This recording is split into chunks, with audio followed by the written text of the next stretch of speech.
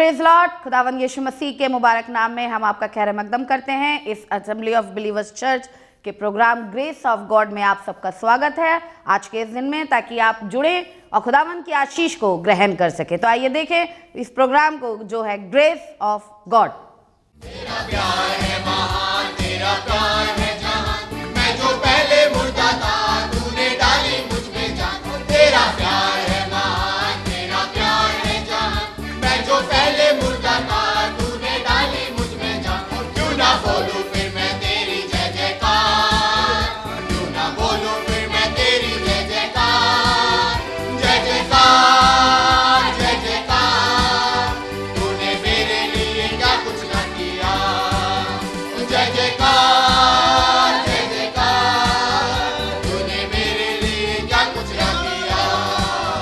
तेरा प्यार है महान, तेरा प्यार है जहान, मैं जो पहले मुर्दा था तूने डाली मुझ में जान।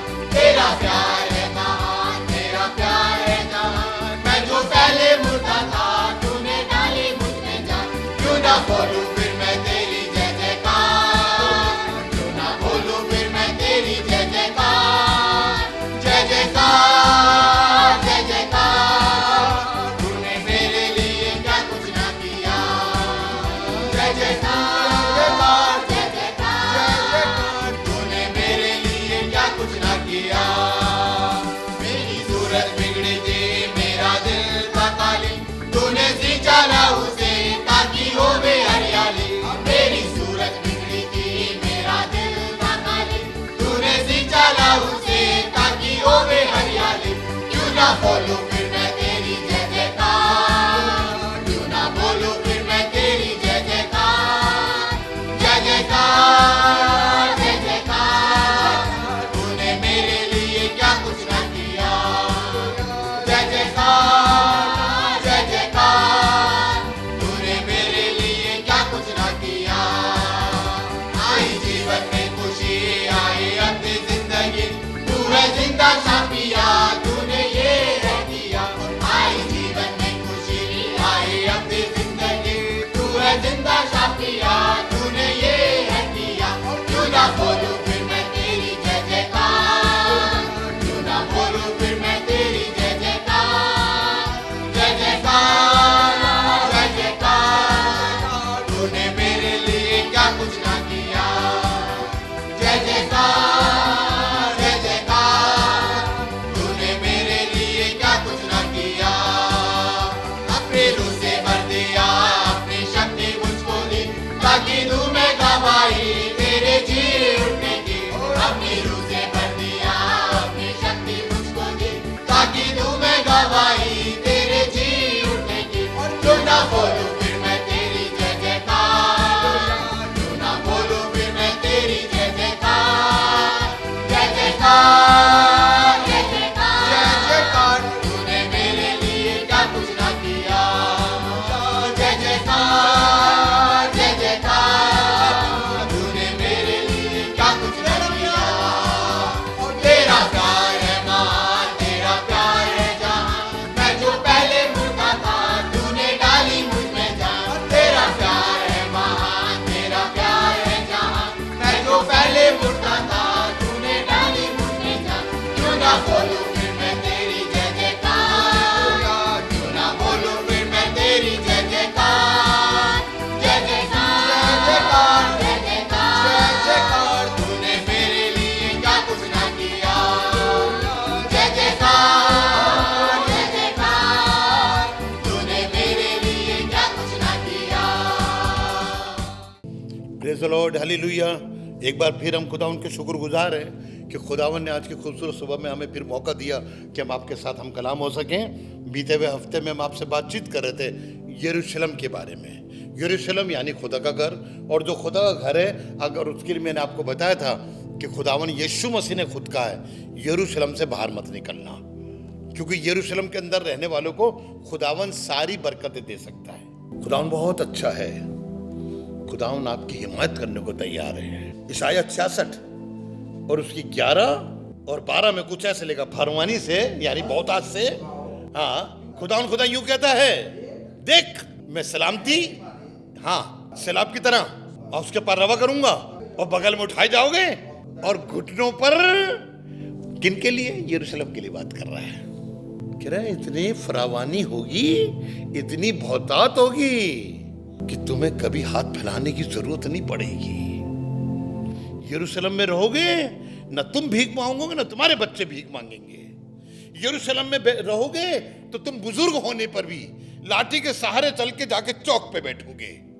तुम यरूशलेम में रहोगे तो तुम्हारे बच्चे, तुम्हारे बेटे और बेटियां कूचे में और गली में शादमानी के साथ उछल रहे होंगे और कूद रहे होंगे। खुदावन कह रहे बेटा यरूशलेम में बने रहो, यरूशलेम से बाहर मत जाना।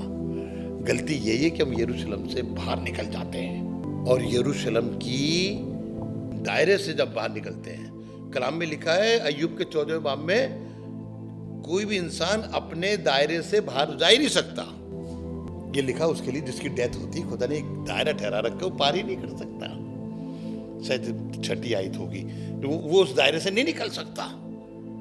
लेकिन खुदा बाप अपने इसराइल के लोगों को बरकत देने जा रहा है, वो आपको संभालने जा रहा है कि आप यरूशलेम में ठहरे रहो।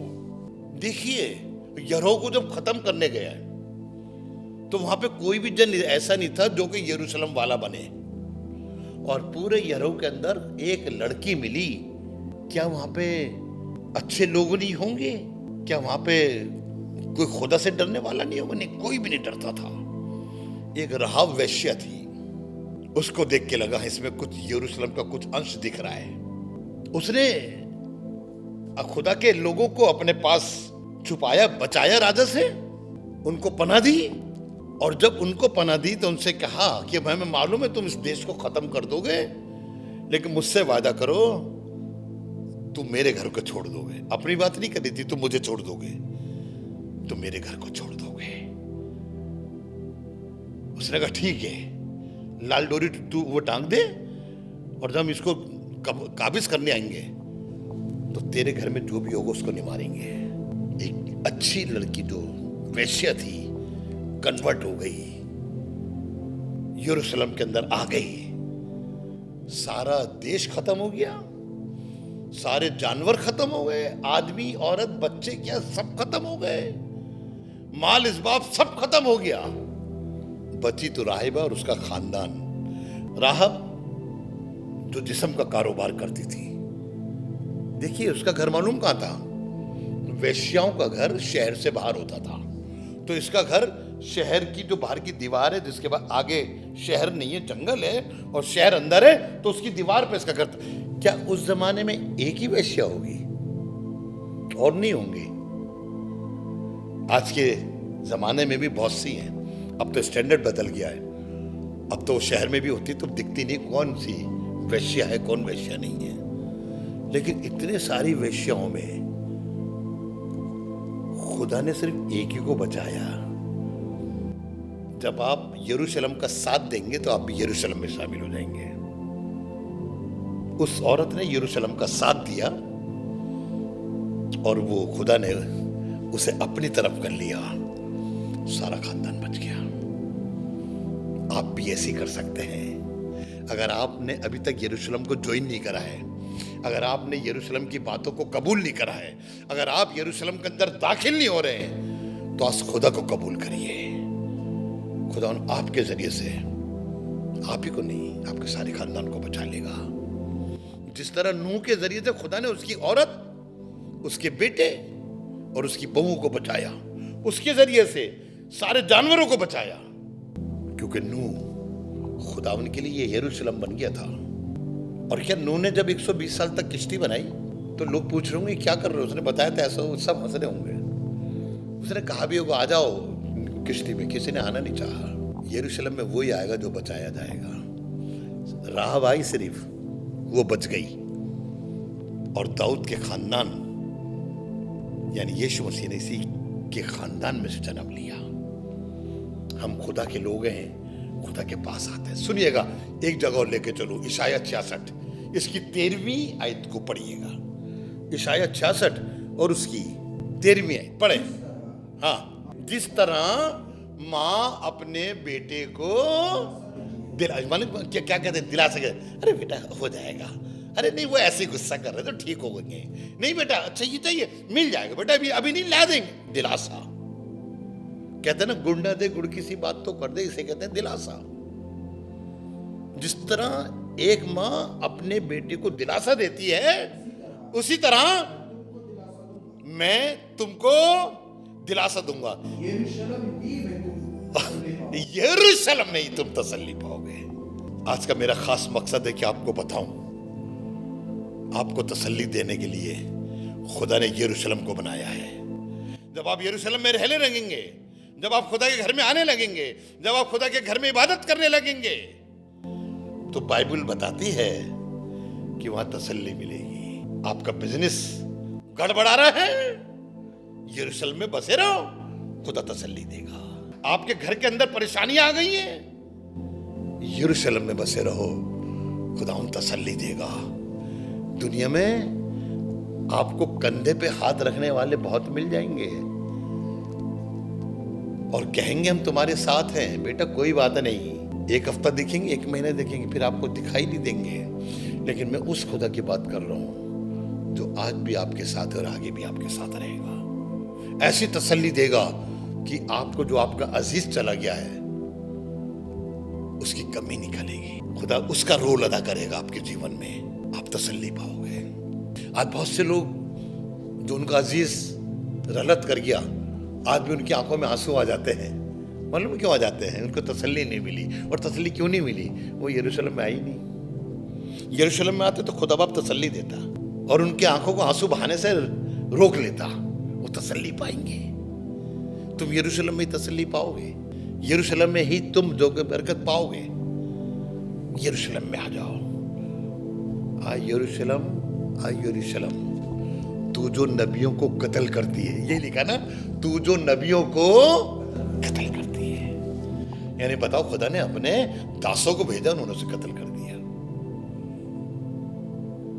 यीशु मसीह ने एक तमसील बताई थी, अगर आपको याद आ जाए। लिखा है, एक आदमी का ताकिस्तान था और वो अपना ताकिस्तान कुछ लोगों को देकर दूर चला गया। फिर उसने अपने नौकरों को भेजा, जाके उनसे लेकर आओ, हिसाब किताब करके आओ। उन्होंने किसी को मारा, किसी को बेइज्जत कर दिया, भगा दिया वहां से। उसने और भेजे, उनके साथ भी यही सलूक करा। आखिर में कहने लगा, उसने अपने बेटे को भेजा और कहने लगा, जरूर है इसकी तो इज्जत करेंगे। यरूशलेम यही वाला काम करता रहा, तभी तो कहा मैं यरूशलेम में वापस आऊंगा। और लिखा है, उसके बेटे को पकड़ा, मारा और मार के शहर के बाहर दफना दिया। अब बताइए, वो पाकिस्तान का मालिक जब उसे मालूम होगा तो वो लोगों के साथ क्या करेगा? यरूशलेम को वो खाली नहीं रहने देगा, पाकिस्तान औरों को भी दे देगा। यूं लिखा यीशु मसीह ने, जो मेरे नहीं कहलाते थे वो मेरे कहलाए जाएंगे। आप तो उसके चुने हुए लोगों में हैं। आप यरूशलेम में बने रहिए। अगर आप तसल्ली पाना चाहते हैं, खुदा बाप आपको बरकत देना चाहता है, मेरे लिए फिर आइए उसके अंदर ही, जो जकरिया की किताब में उसका 14वां बाब और उसकी 10वीं आयत से। और यरूशलेम के जुनूब में तमाम मुल्क जिबाल से रेमोन तक मैदान की मानिंद हो जाएगा। और यरूशलेम बुलंद, और पर यरूशलेम क्या होगा? अरे सारे देश, उसके आसपास जितने देश होंगे सब मैदान की मानिंद होंगे। और ये नहीं लगेगा यहाँ पे कोई घर भी था, यहाँ कोई शहर भी था। लेकिन यरूशलेम क्या होगा? बुलंद होगा। बुलंद माने ऊंचाई का दर्जा मिलेगा। आप यरूशलेम में बसे रहेंगे, सब खत्म हो जाएंगे, लेकिन खुदा आपको बुलंद करेगा। दूसरों का बिजनेस नहीं चल रहा होगा, अगर आप यरूशलेम में रहेंगे तो आपका बिजनेस ऊंचाई का दर्जा हासिल करेगा। आगे पढ़िएगा जी। और बिन्यामीन के फाटक से पहले फाटक के मकराम यानी कोने के फाटक तक और हन्नेल के बुर्ज से शाह के अंगूरी हौजों तक अपने मकाम पर आबाद होगा। आगे पढ़िएगा। और लोग इसमें कहां पर? इस्राएल, यरूशलेम में। यरूशलेम में लोग क्या करेंगे? सकूनत करेंगे। आगे पढ़िएगा। और फिर लानत मुतलक ना होगी। हाँ, फिर लानत का कोई भी हल नहीं होगा। हाँ हाँ, यरूशलेम अमन और अमान से आबाद रहे। ओहो, जब ये खुदा बाप आएगा तो यरूशलेम में लानत नहीं आएगी। अब क्या रहेगा? अमन व अमान से आबाद होगा। अब कोई चढ़ाई नहीं करेगा, कोई उससे कुछ छीनने नहीं आएगा, कोई उसकी दरिया का पानी नहीं रोकेगा, कोई इसके फलों को छीन के नहीं ले जाएगा, बल्कि वहां पे अमन होगा और वह अमान होगा। अगली लाइन बहुत अच्छी लिखी, पढ़िएगा। खुदावंद यरूशलेम से जंग करने वाली हाँ। सब कौमों पर ये अजाब नाज़िल करेगा। जो यरूशलेम से लड़ते हैं, चाहे वो खुदा के लोग हैं चाहे दूसरे लोग हैं, जो यरूशलेम से लड़ते हैं, खुदा बाप उन पे एक अजाब डालने को तैयार है। जो यरूशलेम में आते नहीं है, जो झगड़ा करते हैं, क्या हो गया, एक अगर एक इतवार हम नहीं आए तो सुनिएगा, उन पे अजाब नाजिल करेगा।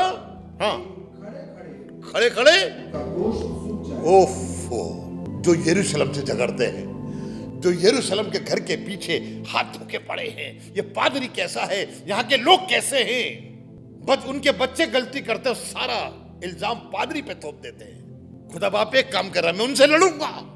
तुम बने रहो यरूशलेम में, जो तुम्हें कुछ कहेगा मैं उनसे लड़ूंगा। उजिया खुदा के खादिमों से लड़ रहा था, तो उसने कहा नहीं कोई नहीं, मैं लड़ूंगा इससे, और उसको कोड़ी बना दिया। आगे सुनिएगा, बड़ा अच्छा है। हाँ, अजाब खड़ा खड़े उनका गोश्त सूख जाएगा। बताइए, खड़े खड़े कुछ नहीं हो रहा, ऐसी बीमारी आई कि गोश्त सूख गया, हड्डी दिख रही है सिर्फ, लो ये कलाई भी पतली सी दिख रही है। मुझे याद है कि हम जो गोंडा गांव में जाते थे, वहां पे एक औरत थी जिसको कैंसर था, ब्लड कैंसर। हम वहां पे गए तो वहां पर जाकर हमने देखा वो औरत बेचारी जो कि पड़ी उठ नहीं सकती, इतनी इतनी कलाइयां हो गई हैं, सारा सरगंज हो गया। तो कैंसर में ऐसा ही होता है, आंखें अंदर घुस गई हैं, गोश्त सूख गया पूरा उसका। और उसके घर में वो जो कॉफिन बॉक्स रखा है, यानी पता नहीं कब मर जाए, उसका आदमी भी पादरी था कि कब मर जाए इसको हम भर के ले जाएंगे दफनाने। और देखा तो 1 महीने के बाद हमारे चर्च की एनिवर्सरी में आ गई, बैसाखी के ऊपर चल के। खुदावन जो यरूशलेम बसते उनके साथ अजाइब दिखाएगा। खड़े खड़े उनका गोश्त, अब बताइए जब आपका गोश्त सूख जाएगा तो आप चलने फिरने के काबिल तो रहे ही नहीं। चश्म खानों में ये जो खाने हैं, ये जो हिस्से बने, चश्म माने आंखें, आंखों की जो ये वो गोलाई है, उसमें क्या हो जाएंगी? गल जाएंगी। ओफो, हिंदी में तो लिखा सूख जाएंगी, सड़ जाएंगी, गोश्त सूख जाएगा, आंखें सड़ जाएंगी, यानी आंखें घुल जाएंगी। और जो चीज घुल जाती है सड़ जाती है, और जो सड़ जाती है बदबू आती है, और जब बदबू आती है तो थोड़े दिन के होते हैं। जब गोश्त में से बदबू आने लगे, आप उसे बनाएंगे नहीं, फेंक देते हैं, फेंक दो, बदबू आ गई, उनका गोश्त सूख जाएगा, उनकी आंखें घुल जाएंगी, हाँ, और उनकी जुबान ओफो, खुदा बाप ऐसी सदा किसी को मत देना प्लीज, मेरे दुश्मन को भी ना देना। जो यरूशलेम से झगड़े करेंगे, जो यरूशलेम से लड़ाई करेंगे, उनका गोश्त खड़े खड़े सूख जाएगा, उनकी आंखें सड़ जाएंगी और उनकी जुबान अंदर सड़ जाएगी। जब जुबान सड़ जाएगी तो भाई मुंह से बोल तो निकलेगा ही नहीं, ऊआ करता रहेगा ऐसी। जो उनका इशारा समझ जाएगा शायद समझ जाए, खा तो कुछ सकता नहीं क्योंकि जुबान सड़ गई, देख सकता नहीं क्योंकि आंखें खत्म हो गई, चल सकता नहीं क्योंकि गोश्त सड़ गया। कौन थे ये लोग? ये जो यरूशलेम से झगड़ा करते थे। आप कभी खुदा के घर से झगड़ा मत करिएगा, मान लीजिएगा जो बात कही जाए। अगर कलाम कहता है ये करें तो मान लेना, कुछ मत करना कि नहीं ऐसा है और ऐसा करेंगे ऐसा करेंगे। नहीं नहीं नहीं, नहीं तुम्हारा गोश्त सड़ जाएगा, तुम्हारी आंखें सड़ जाएंगी, तुम्हारी जुबान सड़ जाएगी, और जब ये तीनों ही चीजें सड़ जाएंगी तो बाकी बचा ही क्या भाई? आगे बढ़िएगा जी। और उस रोज खुदावन की तरफ से हाँ, उनके दरमियान हाँ, बड़ी हलचल होगी, और उनके दरमियान बड़ी हलचल होगी, और एक दूसरे का हाथ पकड़ेंगे हाँ, और एक दूसरे के खिलाफ हाथ उठाएंगे। ओहो, देखिए इतना होने के बाद भी ये फिर लड़ रहे हैं। अंधा हो या दिख नहीं रहा फिर भी लड़ने जा रहा है, टांगों में दम नहीं रहा, गोश्त खत्म हो गया फिर भी लड़ने जा रहा है, जुबान सड़ गई बोल नहीं रहा लेकिन हाथ तो चलेंगे। अरे यरूशलेम में बने रहो, अपने आप को यरूशलेम के अंदर शामिल हो। अगर गोश्त भी सड़ गया तो ठीक हो जाएगा, मत झगड़ो खुदा से। अगर आप दुनिया से झगड़ो और कोई आपसे लड़ाई करे तो खुदा बचा लेगा। अगर आप खुदा से लड़ रहे हैं तो कौन बचाएगा आपको? खुदा से बड़ा तो कोई है ही नहीं। मत लड़िए खुदा से, यरूशलेम में बसे रहिए। यरूशलेम की कीमत समझिए कि खुदा आपकी जिंदगी से क्या चाहता है। आप यरूशलेम की कीमत नहीं समझ रहे हैं, आप खुदा के घर की कीमत नहीं समझ रहे हैं। देखिए, यीशु मसीह जब पैदा हुआ, बड़े बड़े चर्च में कोई पैदा हुआ। आज बहुत से लोग कोशिश करते हैं लंबी वाली शरीफ के पास जाएं जो सबसे ऊंचे दिखती है। नहीं नहीं नहीं, आप ढूंढिए कि वो चरनी कहाँ है जहां पे यीशु को देखने बड़े बड़े लोग आके सेवा कर रहे हैं सिजदा। वो जगह जहां पे गाय और भैंस खाना खाती हैं, जहां पे गंदगी रहती, बदबू आ रही होती है, यीशु मसीह वहीं तो आया था। और कितने लोग आके सजदा करे। जब हम वो जगह देखने गए तब ताज्जुब कर गए, ये वो थी सराय थी, ये वो था जहां पे ये गाय भैंस और बवेल को बांधा जाता था। खुदा बाप आपको आज बरकत देने जा रहा है। बस सिर्फ एक चीज कह के खत्म करना चाहता हूं। आए खुदावन के लोगों, अपने आप को यरूशलेम में बनाए रखो। आप यरूशलेम में बनाए रखेंगे, आपकी एक भी चीज आपसे खोएगी नहीं, और आपके बच्चे फलवंत होते जाएंगे और आपकी जिंदगी खुशनुमा होती जाएगी। सिर्फ यरूशलेम में बने रहो। आ यरूशलेम, आ यरूशलेम, देख मैं तेरे पास आता हूं। मैं अपना मस्कन बचाऊंगा, तेरे पे फिर सूट डाला जाएगा, फिर से तामीर किया जाएगा, और मैं वहां पे लेके कहूंगा ये मेरे लोग हैं। आइए दुआ करें, खुदावन से बातें करें। कहे खुदावन मैं अपने आप को तेरे हाथों में देता हूं। खुदावन मैं तेरी मदद चाहता हूं।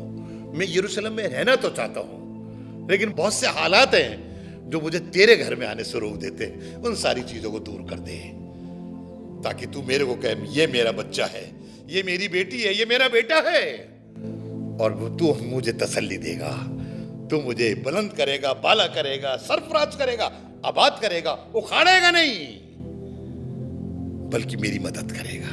खुदा बाप, तेरे लोगों ने तेरे कलाम को सुना, ये कलाम इनकी जिंदगी में बरकत का वसीला बने, ताकि लोग इनको देखकर समझ जाए ये यरूशलेम वाले हैं, ये यरूशलेम वाले हैं, और शैतान भी इनके देखकर दूर से डर के भाग जाए। सबको बरकत दे, सबके लंबी उम्र दे, बीमारियों से बचा, दुख से बचा। अगर कोई नौकरी नहीं कर रहा तो उसको नौकरी दे दे, अगर कोई बिस्तर पर पड़ा तो उसको उठा के खड़ा कर दे, ताकि तेरी महिमा हो। सारा इज्जत जलाल आपको देते हैं, यीशु मसीह आपके नाम से मांगते हैं, आमीन आमीन। खुदा उन आपको बहुत बरकत है। Praise the Lord. क्यों डरा मैं, क्यों डरा, मेरा परमेश्वर मेरे नाल है। मैं क्यों डरा, मैं क्यों डरा, मेरा परमेश्वर मेरे नाल है। यीशु मेरे नाल रहंदा है, डरी ना हो मैनू बस कहंदा है। यीशु मेरे नाल रहंदा है, डरी ना हो मैनू बस कहंदा है। मैं क्यों डरा, मैं क्यों डरा, मेरा परमेश्वर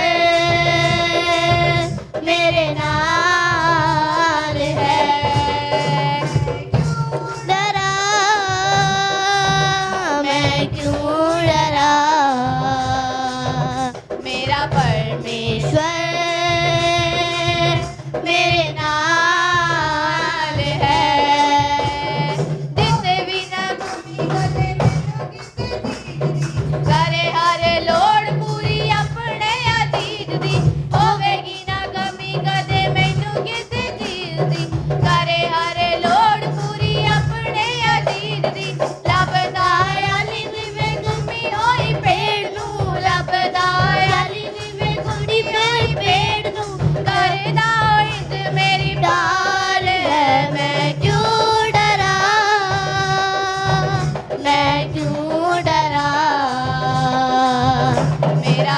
परमेश्वर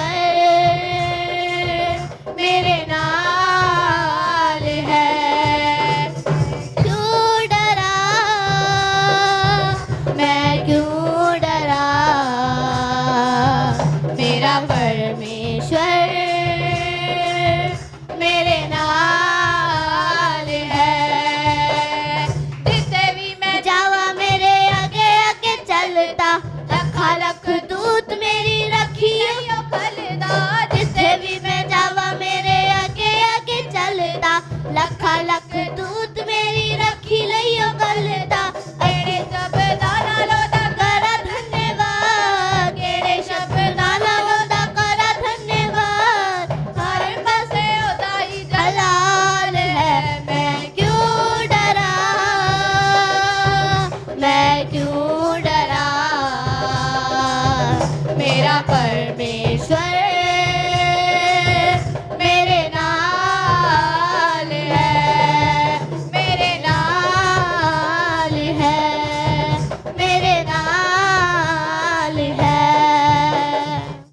उम्मीद है कि आज आपने ज़रूर बरकत को हासिल किया होगा और खुदावंद ने आपको आशीष दी होगी। हम चाहेंगे कि आप हमसे संपर्क करें। अगर आप किसी भी तरीके की सहायता करना चाहते हैं, दुआएं हैं आपके पास, प्रार्थनाएं हैं, तो ज़रूर आप हमसे संपर्क करें। हमारा पता और हमारे नंबर्स आपके पास पहुंच चुके हैं। आप इनके द्वारा हमसे कांटेक्ट कर सकते हैं ताकि हम दुआओं में और आपके साथ मिलकर खुदावंद की महिमा में आगे बढ़ सके।